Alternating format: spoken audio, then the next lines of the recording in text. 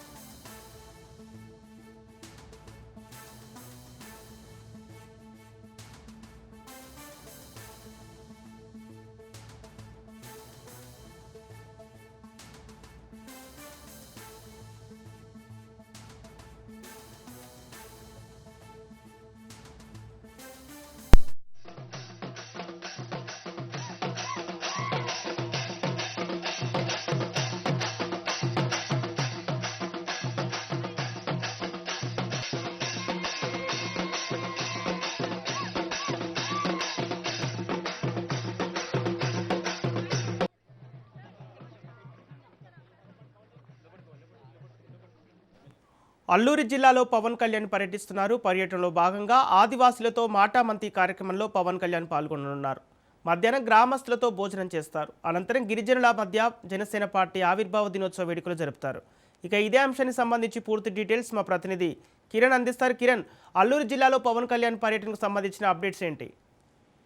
Morning Sampath ఏదైతే ఈ రోజు అల్లూరు జిల్లా పాడేరు నియోజకవర్గ పరిధిలోని కోనూరు నందిగరు ప్రాంతాల్లో AP deputy CM Pawan Kalyan పర్యటన కొనసాగుతుంది. ముఖ్యంగా మనం చూసుకున్నట్టయితే గతంలో ఏజెన్సీ పర్యటన నేపథ్యంలో పవన్ కళ్యాణ్ గిరిజనులకు ఏదైతే రహదారి నిర్మాణాలు లేక, రోడ్లు లేక, సరైన వసతి సదుపాయాలు లేక గిరిజనులు పడుతున్నటువంటి తీవ్ర అవస్థలను ప్రత్యక్షంగా చూసినటువంటి పవన్ కళ్యాణ్ గతంలోనే హామీ ఇవ్వడం జరిగింది.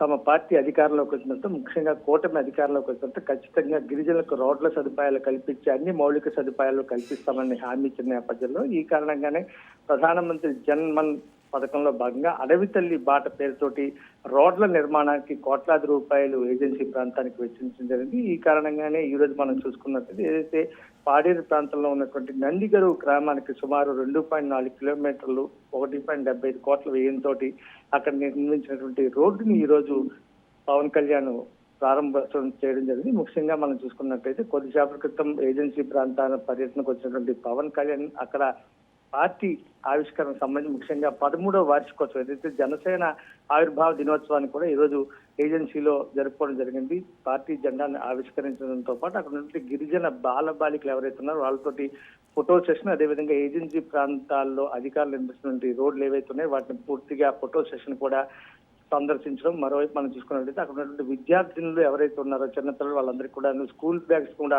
పవన్ కళ్యాణ్ పంపిణీ చేసిన, అదేవిధంగా రోడ్డు ఏదైతే నిర్మించారో ఇందాక నేను చెప్పినట్టుగా 2.4 కిలోమీటర్ల మీద నిర్మించిన రోడ్డు దాని పనితీరు, అదేవిధంగా దాని తాలూకా నాణ్యతను కూడా పర్టికులర్ గా పవన్ కళ్యాణ్ ప్రత్యక్షంగాను అబ్జర్వ్ చేయడం, అదేవిధంగా అక్కడ ఉన్నటువంటి లోపాలు ఏమైనా ఉంటే అధికారులు పూర్తి స్థాయిలో వాళ్ళకి అందరికీ కూడా చెప్పడం జరిగింది. ఇక మనం చూసుకున్నట్లయితే మరి కాసేపట్లో మన ఊరు మాటా మంత్రి పేరుతోటి గిరిజనులతో మమేకమై వాళ్ళ సమస్యలు ఇంకా ఏమున్నాయి అనే కోణంలో కూడాను డిప్యూటీ సీఎం పవన్ కళ్యాణ్ వాళ్ళతో మాట్లాడి వాళ్ళతోటి అక్కడ ఉన్నటువంటి గిరిజనులందరితోనూ మమేకమయ్యే కార్యక్రమం కూడా మరి కాసేపట్లో జరగబోతుంది. అదేవిధంగా వాళ్ళతోనే గిరిజనులతో అక్కడ ఉన్నటువంటి ట్రైబల్స్ ఎవరితో వాళ్ళందరితోనూ కూడాను కలిసి భోజనం చేసి మధ్యాహ్నం 2 గంటలకి తిరిగి విశాఖపట్నం జరుపుకుని అక్కడి నుంచి నేరుగా హైదరాబాద్ ప్రత్యేక విమానాలు వెళ్తారు.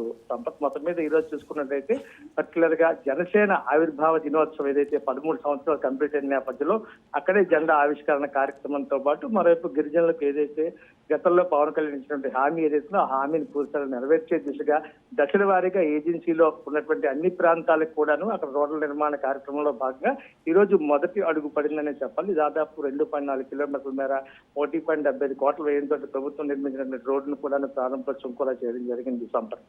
Okay, thank you Kiran.